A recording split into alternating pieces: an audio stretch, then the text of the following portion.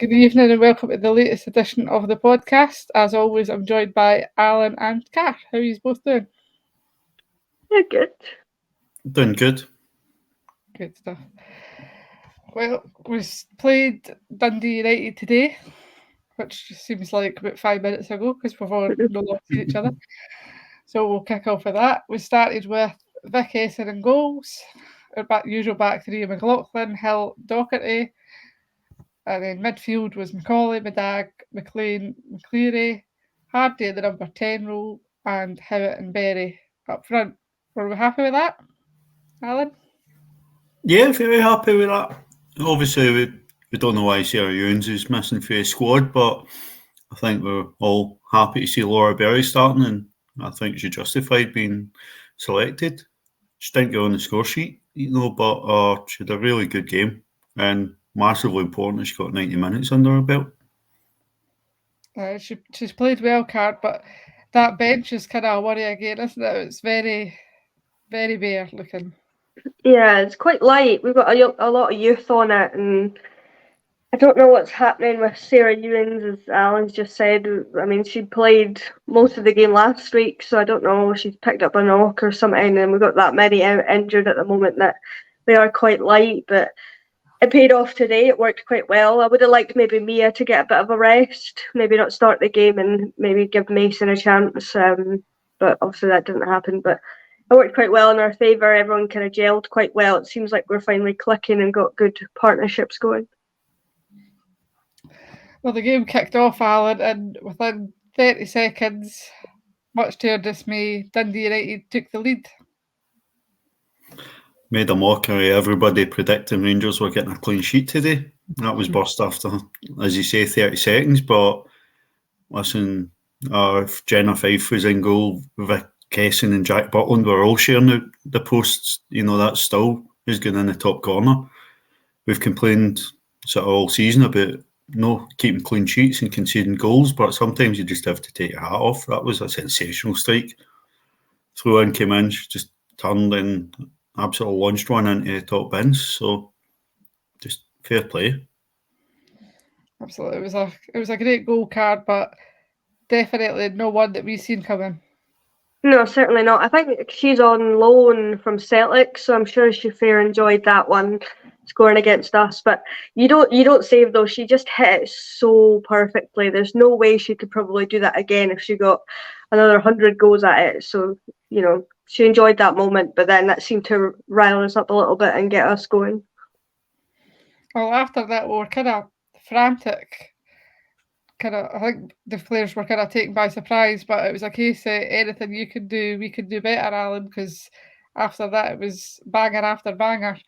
And it was the 5th minute that Kirsty Howitt got us back on level terms. She scored finally.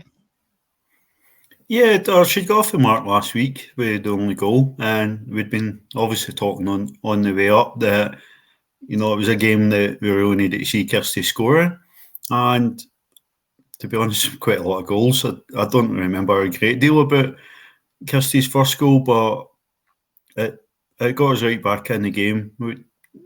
Only 4 or 5 minutes after we'd went behind, so got us right back on level terms, settled the team down, and we just went from strength to strength here.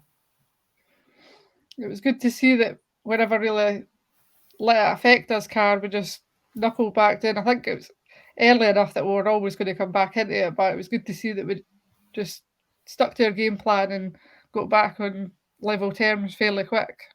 Yeah, I think there was a couple of chances before Kirsty finally scored for us that, as a matter of minutes that we could have been ahead. But it's a lovely cross in from Rachel McLaughlin, and Kirsty just kind of easy as you like slots it past the keeper, who they only signed today, previously this morning. So, I guess with their current keeper being out injured, they needed somebody in quickly. So, baptism of fire for her, I suppose. But a great cross in from Rachel, and Kirsty gets back on the score sheet after scoring last week to, get us rolling. Then after that, Alan, we had chances. We were again a bit frantic in that, but then those 3 magic words: penalty to Rangers, up steps Rio Hardy. Well, it was a penalty that everybody shouted for and about us. I believe it was handball. I believe it was quite clear that most people had seen it. What weren't too sure who was going to take it, but Rio Hardy's come in and scoring the goal, so it's not really a surprise that she stepped up and took it. But as you say, 3 magic words. I'll never get sick of hearing them. Yep, that was us. Carbo were just going to score. We kept scoring after that. Next to score was Tess, and what a goal! Superb. I kept saying that all day. I must be driving you lot mad saying superb, but it genuinely was. Like, Rio just kind of cuts it back for Tess, and she just smashes it above the keeper into the net, and there's nothing you could do. It's almost like it was a free kick. She just smashes it home, and it's for Tess's first goal of the season, I believe. And it's just a phenomenal goal, and she does love to score bangers, does Tess. So it was just a phenomenal goal, and it just really just set the tone for the rest of the game, because everyone was just trying to one-up her from that point to who could score the better goal. Yeah, that was a screamer, and then Rio was like, "Oh, I want one of them, Alan." Rio got our second of the day. 4 minutes later. It was a theme of the day. We were scoring some sensational goals, and it was coming from what we always want to see the players do: take a shot on early, don't take the extra touch and be closed down. And it was a wee bit of one-upmanship, with these goals. They just kept getting better and better. If you go to the end of the month and have a goal of the month competition, it could probably all come from a vote from today's goals. Absolutely. I don't envy whoever's going to pick the contenders for that, because it might just be all Rangers players, and that'll upset a few people.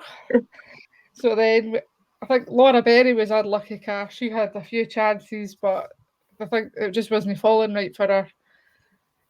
She was trying her hardest, but we kind of predicted a hat trick for her, but she was the only striker that never got a hat trick. I know, I think I was the only one that didn't get my hat trick right this week. You said Kirsty, Alan said Rio, or the other way around, whichever way it was, and I said Laura Berry, and then I didn't get what I wanted. But she had so many chances. The ball was just bouncing just slightly too far away from her, or just a little bit too hard of a hit, and she wasn't getting on the end of it. But apart from that, she had sensational play. I don't know if she got a couple of assists, but near enough that she was, playing everybody else into making goals and creating chances. And I don't know if that's the first 90 minutes for us. I might be completely wrong there, but she played the full game, and she's played absolutely sensational the whole game. So an absolute credit to herself and her academy again, that she's come through and made a mainstay in that team now. Yeah, I think she, as we've kind of said, Kirsty Howitt's been the one that's been providing everybody, but I think it was Laura that was providing for everybody. And then Kirsty got her second of the day, which was another banger, Alan.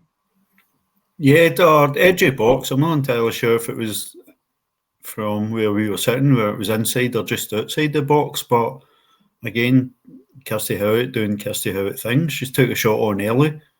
She doesn't usually need much encouragement to shoot, and no chance for the keeper. Right across the keeper, right into top bins again. And, again, the goals just kept getting better. Yep, so we went in at half-time, 5-1 up, Car. Were you happy with that?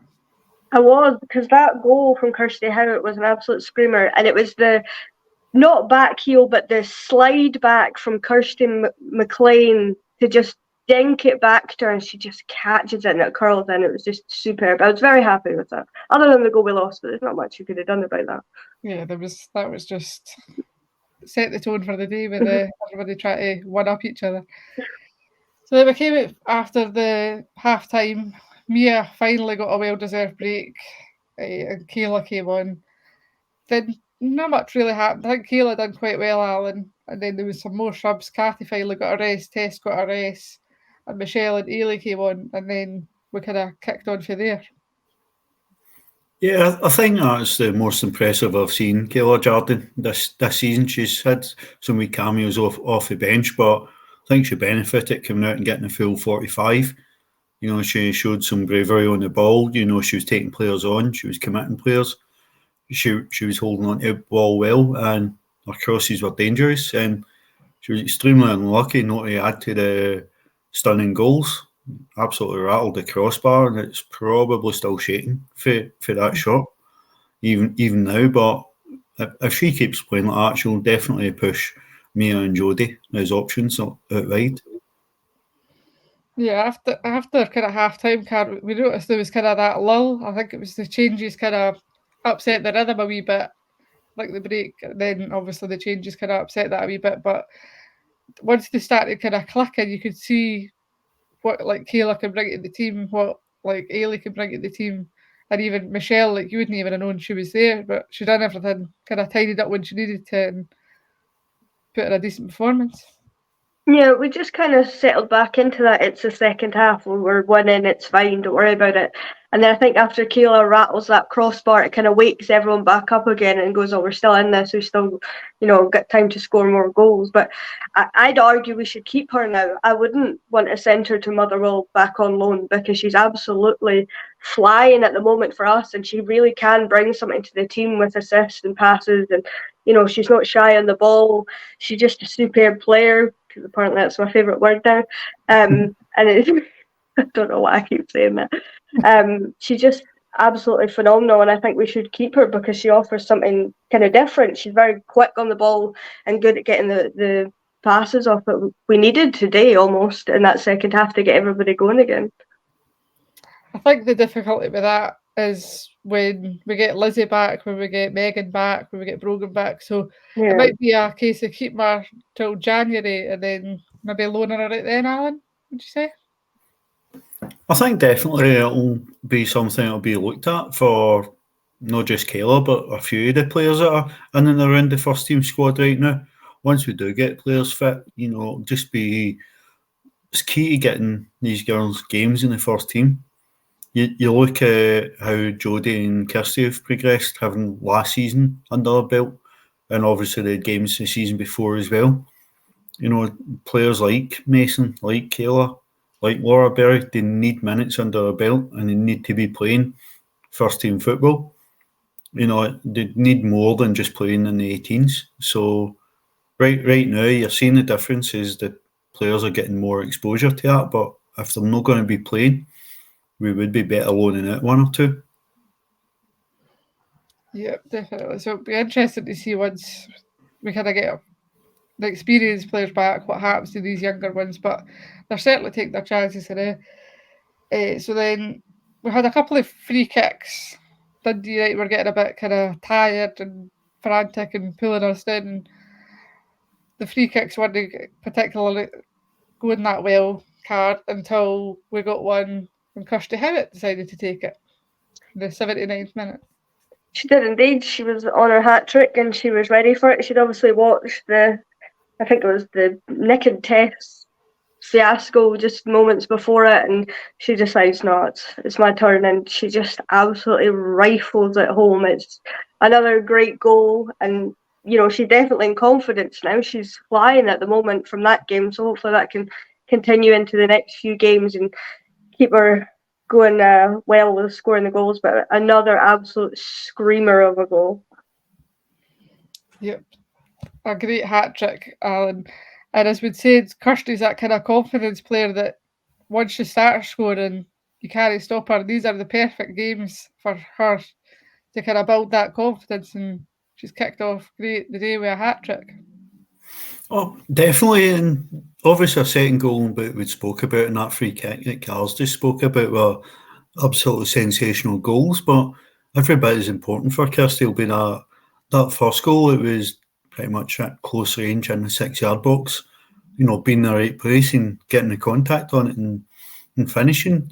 We've seen this season she's getting into good positions, but maybe not quite getting the contact. So getting a variety of goals a day will do her confidence earned good.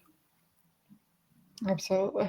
Hopefully she kicks one here and we can't stop her and she leads that goal scoring chart that we said she was going to.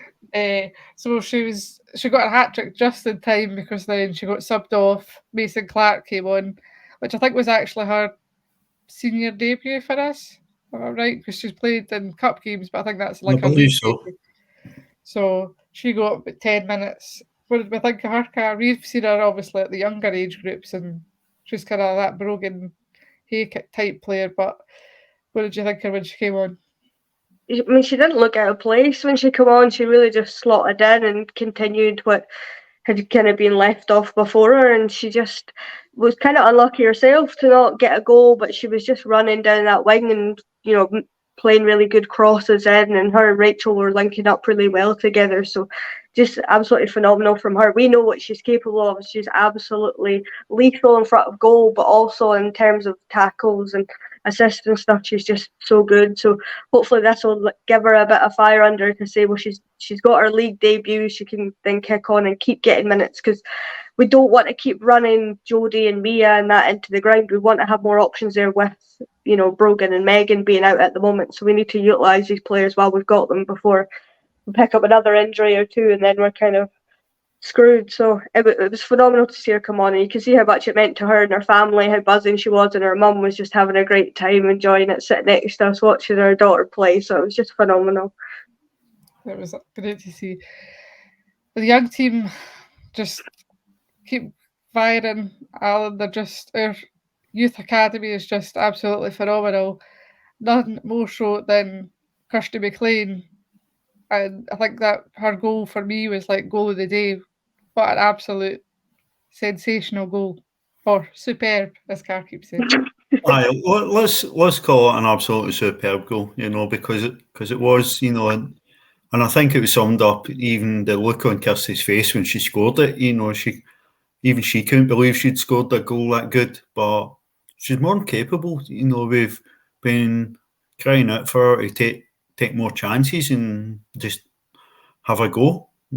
We've seen some absolutely tremendous goals from her from range last season, so she's more capable. But this was on a weaker foot. This was on a left foot, and I've not had a chance to see her replay it yet. But I'm looking forward to seeing that goal probably more than any of the rest of them. You know, had us up going mental, and rightly so. It was an absolutely sensational strike. It was fantastic. Car, it was just one of the goals that she's, as Alan said, she's got it in her locker, but you just want to see that more. She's just got a great 2 feet on her, really. She can do magical things, but she just needs to do it more often. She doesn't shoot enough for me, because she could do things like that. If anybody watched the Rossvale game last season, it's almost similar to the goal she scored in that. Maybe not quite as far out as that one was, but she creates a space for herself, and then it's like a half volley almost on her weaker foot, and it's just, I've written unstoppable. There's no chance anybody's getting near that, and she's just got it in her. And she's just so shy and coy about it. It's like, oh, I didn't mean to do that. Oh, I'd like. It was like an accident almost. Whereas if that was anybody else, they'd be walking around like, I own this place. Like, look what I can do, kind of thing. So I think she needs to be a little bit less humble and just kind of own that she can do that and do it more often. Because before that, there was a couple of shots that were going high and wide, kind of from similar areas, and she just kind of steps up and does what nobody else could do in that moment. Then her final goal of the day was another of those 3 magical words, even. Penalty Rangers again. Alan, 2 penalties in one day. We must have been dreaming. Well, as I said earlier when we spoke about the first one, you'll never tire of hearing those 3 words. Although I think as much as we're all delighted to see a penalty, Laura Berry was absolutely furious at it, because she was clean through and goal. Defenders made absolutely zero attempt to play the ball and just wiped her out. And on another day, you would probably have wanted Laura to be given a penalty, but Rio on a hat trick, you know, the right thing to do. She's going to take it, and it just capped it off. We wanted to go up there and put on a performance and score goals, and we've come back down the road, 7 goals up. You wait long enough for a hat trick, Car, and then you get 2 in one day. I mean, we joked about it on the way up. We were saying, oh, maybe they'll both get hat tricks. And I was like, I mean, I don't see that happening. After the Partick game, and I'm sitting saying it's going to be tight, we'll struggle. And then we get 2 hat tricks in one game and then multiple other absolute screaming goals. So you can't complain with it. But I was just so gutted for Laura because if she just hit it that little bit quicker, maybe, and the defender wouldn't have got a chance, and she would have been on for a goal. But just buzzing for Rio because I think she's kind of struggled the last couple of games to kind of get in and get some goals for herself, and she's kind of been playmaker. So just, at 93rd minute to, the game was already won, but win it on a hat trick for Rio and, go out basically the last kick of the ball was just an all-round superb performance from everyone. Yeah, good to see us finally taking our chances, banging the goals in, kind of getting that goal difference down a wee bit. So who would your player of the match be, Alan? We're obviously talking about that on the way down. Kirsty Howitt and Rio have to be right in amongst that for their hat tricks. Thought Kayla Jardine was excellent when she came on in the second half. I'd probably lean towards Kirsty McLean. Haven't sort of thought about it since the game. We talked about our assist for Kirsty Howitt's second goal. Kirsty McLean's goal herself was probably enough to win player of the match, but overall performance was another excellent performance. Kirsty McLean masterclass. Yeah, I'd agree with that. Even if she's no assistant, she's always in amongst the build-up for me as well. So I would pick Kirsty McLean as well. What about you, Car? I mean, I was also going to pick Kirsty McLean just because everything that happened today kind of came through her in one way or another, whether it was an assist, whether she was just guiding the ball in the midfield to get it back forward. It was just, for her age, I think we forget kind of almost how young she is currently, that she's just so up there with talent and effort and hard work. She's just absolutely phenomenal. So for me, it's got to be Kirsty McLean. And that's no slight on Kirsty Howitt and Rio. Obviously, Rio had 2 penalties, so hers was slightly easier hat trick than Kirsty Howitt. But just, it's so difficult to pick today because you could probably make a case for just about everyone, apart from Vic, who didn't have much to do. But that's what we like. We would like our defenders to do their jobs and just keep Vic bored and shouting space at everyone. Yep, so a good result today. We're back top of the league, although obviously City and Celtic have a game in hand after their Champions League games. So up next, we've got Motherwell Wednesday. I think all the teams are playing Wednesday, so that'll be good. It's an 8 o'clock kick-off, and we're at Broadwood. So do we think there'll be many changes in the team, Alan? I think it might be 1 or 2. It might be a chance to freshen it up, but I think the change will more likely come for the bench. If I was putting money on it, I'd probably see the same 11 will start. I think if we've got to see changes to start lineup, we'll probably see him for next Sunday at Montrose. Do you agree with that, Car? Yeah, I think so. I think just with the players that we do have at the moment, I think we'll want to start strong against Motherwell. So you probably play the same starting 11 that started today, with maybe the only exception being Michelle Coulson. Maybe bring her back in from the start and see if that helps a wee bit with Kathy still saying her knees a little bit bothering her and with the mask and everything. But other than that, there isn't really much choice unless Sarah Ewings is maybe back. But that would be incredibly harsh on Laura Berry to take her out after the game she's had today. So I think you'd probably start that way, and then maybe the Montrose game, as Alan has said, you bring the kind of younger ones in, Mason Clark, and that give them more of a chance.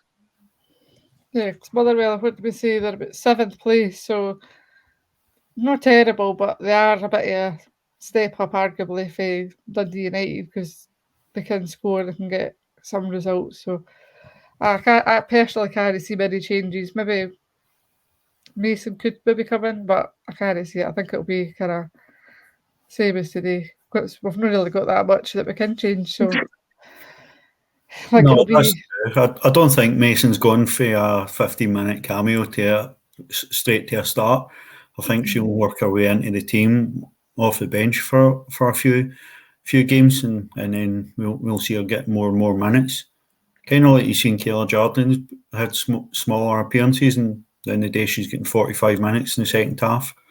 And I think Joe will build the younger players up to that before they're actually starting games. Yeah, if anything, it's probably Kayla that's going to get in ahead of Mason if there was to be a change. Let's see. So, yep, that game's on Wednesday. I don't think it's going to be live shown anywhere, so tickets are available now. So if you want to watch us, you need to be at Broadwood.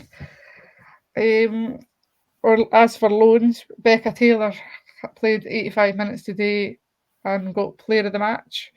They did lose 4-0 to Aberdeen, but as we've spoke about, it's good to see her coming on performing well, and player of the match suggests she's had quite a good performance, Alan. I think for an attacker, then getting player of the match in a team that's lost the game 4-0 shows how well she's played. You know, I think that was her first start for Hamilton. You know, and as I just mentioned about our younger players still at the club, they'll earn their starts based on appearances for the bench. And we spoke last week about Becca coming on for the last sort of 30 minutes and helping Hamilton get back into it against Dundee United. So she's obviously done a lot to impress at Hamilton. It's a loan that's working well for her. Worked well for Ellie Austin, as we've mentioned, last season. So hopefully she'll kick on for here and go on a run of starting games. Yep. For the other loans, obviously Megan Cunningham was back at goals for Partick. They got a clean sheet. Jenna Ferguson was on the bench. Surprisingly, I thought she would have come back in, but she never. And Lucy Inman was on the bench as well, which is bizarre when she's going to get experience and she can't get on the pitch for Queen's Park. Okay. Yeah, it's bizarre. Why did we send her on loan to, a lower team than us for experience, and yet she can't get a game? It seems kind of counterintuitive and almost pointless, because what's she going to learn that she won't learn just training full time with us and being on the bench for us, and obviously not getting much game time, but she'll learn more in a full time environment than she will a part time team, then training with us half of the week and then not playing games. It's kind of nonsense in my opinion, but maybe they're saving her for later down the line once she got more confidence and more of a chance. But don't know much about Queen's Park, but they seem to be flying at the moment, so maybe they're scared to change it in case it doesn't work and then it costs them a place of coming up. I don't know, but very surprised Jenna Ferguson didn't come back in, but then Claire Docherty, who I think she came in to replace, is back, so I think that's maybe the case that she's back to, she's a full-time player for them, so it's going to be hard for her to displace her now at this point. But overall, other than Lucy, fairly happy with how everyone's doing.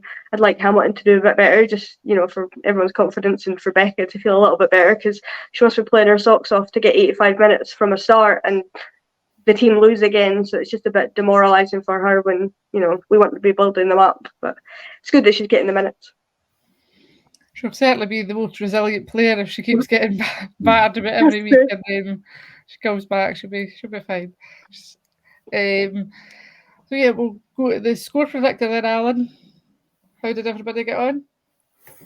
Obviously, with only 5 games this weekend, there was slightly less points available, and Hibs beating Hearts meant even less points for almost everybody.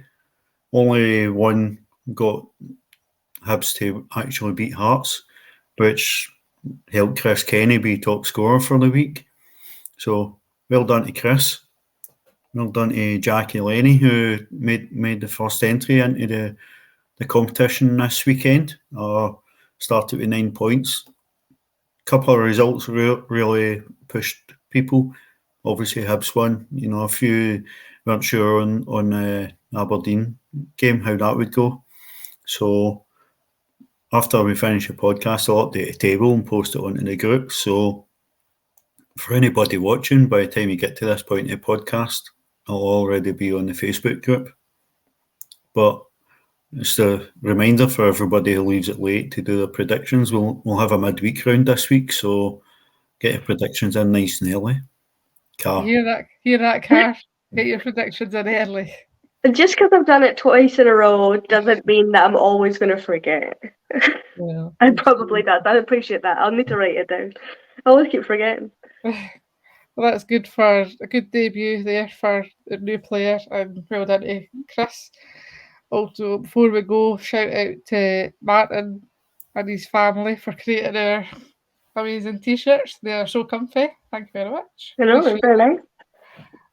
I think Alan's is behind him, if I can see that. So On display behind me. it's on the, If I remember what finger to point. So well, yeah, we really appreciate that. That was really nice. So, if we've got anything else we want to mention, either of you?